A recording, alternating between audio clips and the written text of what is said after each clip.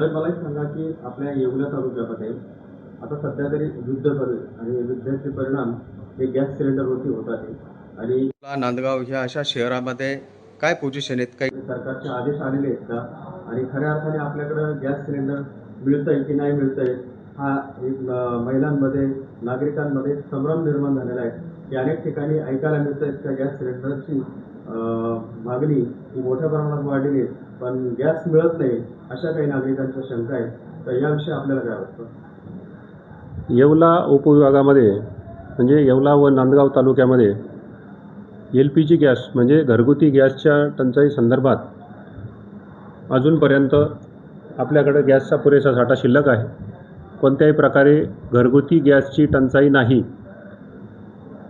काल दिवस अखेर जवळपास 1100 लोकांचे LPG गॅसची बुकिंग होती आणि ती सर्व बुकिंग संबंधित एजन्सीने पूर्ण केलेली आहे.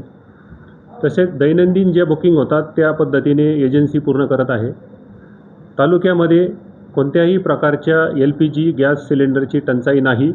त्यामुळे माझ्या नागरिकांना गृहिणींना नम्र आवाहन आहे की आपण कोणत्याही प्रकारचे अफवांना बळी पडू नये.